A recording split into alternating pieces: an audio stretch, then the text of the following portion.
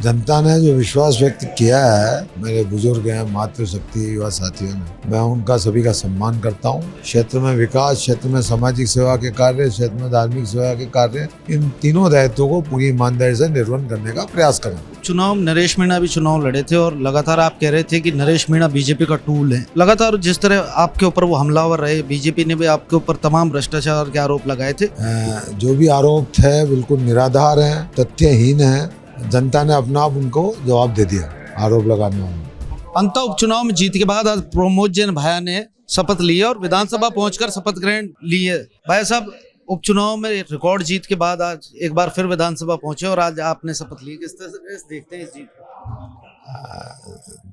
जनता ने जो विश्वास व्यक्त किया है अंता विधानसभा की है, मेरे पिता तुल्य देवतुल्य जो मेरे बुजुर्ग हैं, मातृशक्ति युवा साथियों ने, मैं उनका सभी का सम्मान करता हूं। और एक जो जनप्रतिनिधि का जो नैतिक दायित्व और धर्म होता है, क्षेत्र में विकास, क्षेत्र में सामाजिक सेवा के कार्य, क्षेत्र में धार्मिक सेवा के कार्य, इन तीनों दायित्वों को पूरी ईमानदारी से निर्वहन करने का प्रयास करूँगा। हम जब अंता चुनाव को कवर करने गए थे तो बीजेपी ने एक बड़ा नेताओं का लवाजमा उतारा था और जीत के दावे किए थे। आपने किस तरह से लगातार कह रहे थे कि जो जन सेवा मैंने लगातार जनप्रतिनिधि के रूप में की है वो मेरी जीत का आधार होगी, तो किस तरह से देखते हैं बीजेपी के इस पूरे कार्यक्रम?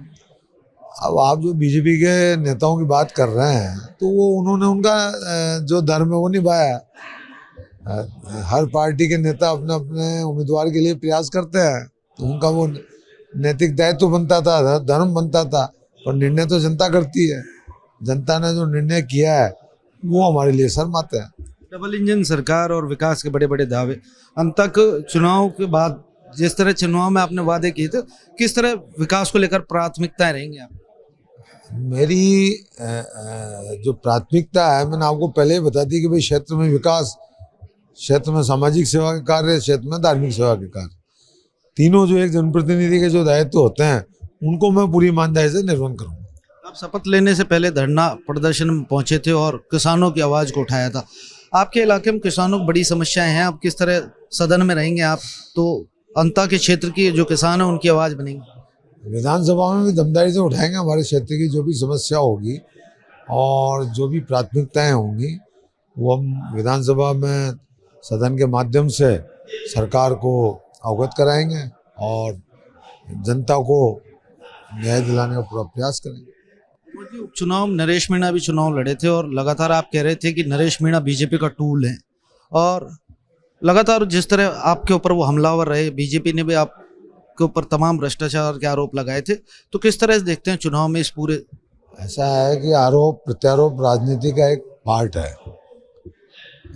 जो भी आरोप थे बिल्कुल निराधार हैं, तथ्यहीन हैं और जनता ने अपना आप उनको जवाब दे दिया आरोप लगाने वालों। तो ये थे हमारे साथ प्रमोद जैन भाया, जिन्होंने कहा कि आने वाले समय में वो अंता के विकास के लिए काम करेंगे और विकास उनकी प्राथमिकता होगी। लोकेश नागर, रिपोर्ट भारत, जयपुर।